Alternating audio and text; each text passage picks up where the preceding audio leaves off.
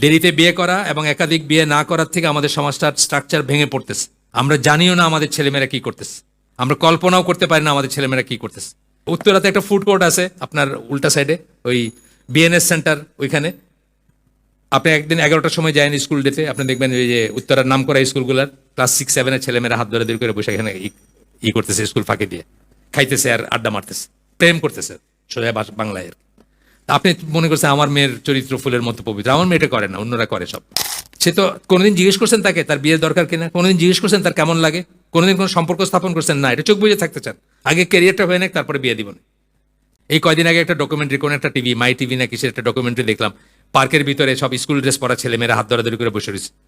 বাপ মা ভাবতেছে যে নামি দামি স্কুলে যাইতেছে, ছেলেরা মেয়েরা যাইতেছে, চুল চাষরাই দিতেছে মেয়ের, আর ওই মেয়েকে সারাদিন বসে আছে ওই পার্কের ভিতরে স্কুল ড্রেস পরে।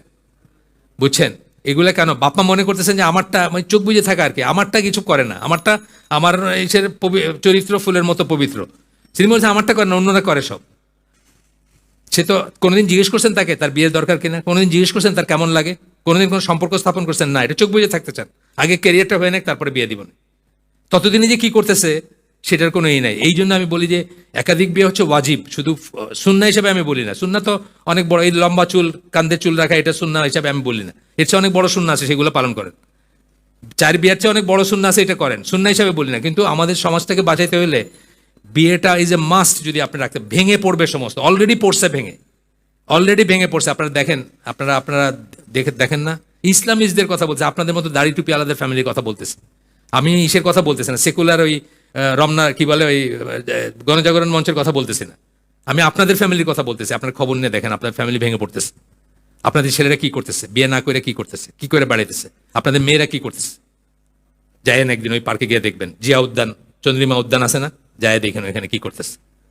ডকুমেন্টারি তুলছে, বলতেছে আপনি এখানে কেন কি করতেছেন, আপনার তাহলে আব্বার সাথে কথা বলি, আর নাই সাথে সাথে হাইটা গেল না, কথা বলবে না, মুখ ঢেকে ফেললো, এটা করলো এটা করলো। স্কুল ড্রেস পরা উত্তরাতে একটা ফুড কোর্ট আছে আপনার উল্টা সাইডে, ওই বিএনএস সেন্টার ওইখানে।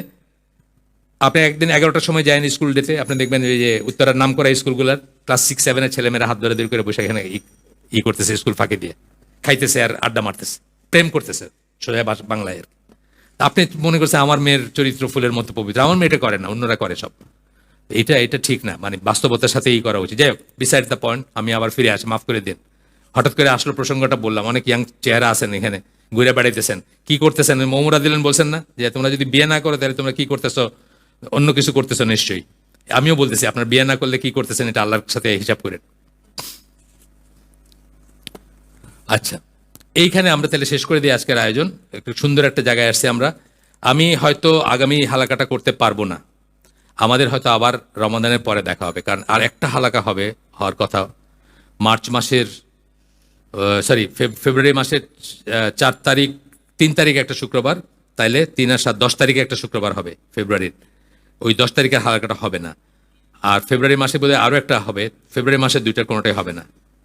তো আরেকদম রমাদানের পরে হবে ইনশাল্লাহ। আপনারা দোয়া করবেন, রমাদানের পরে দেখা হবে আল্লাহ যদি বাঁচায় রাখেন। এটা তো ধারাবাহিক জিনিস। আমরা একটা সুন্দর জায়গায় স্টপ করছি আজকে। সুবহানাকা আল্লাহুম্মা বিহামদিকা আশহাদু আল্লা ইলাহা ইল্লা আনতা আস্তাগফিরুকা ওয়া আতুবু ইলাইক। আমরা যে শুনলাম তার ভিতরে ভালো কিছু শুনলে থাকলে সমস্ত প্রশংসা আল্লাহর, আলহামদুলিল্লাহ। খারাপ কিছু শুনে থাকলে সমস্ত ব্যর্থতা আমার, এবং সেটা শয়তানের তরফ থেকে। আল্লাহ আমাদেরকে তৌফিক দেন যা ভালো শুনলাম তার উপর আমল করার। আসসালামু আলাইকুম ওয়া রাহমাতুল্লাহি ওয়া বারাকাতুহু। এখানে আমেরিকা প্রবাসী এক ভাইয়ের বাবার এবং ভাইয়ের আসার কথা, আসছেন আপনারা না আসেন। উনি আমাকে বলছেন যে আপনারা দেখা করতে আসবেন। আপনার ভাই, ওনার ভাই, বোনের জামাই। আচ্ছা, আপনারা উমরা করতে যাবেন? ওয়ালাইকুম সালাম।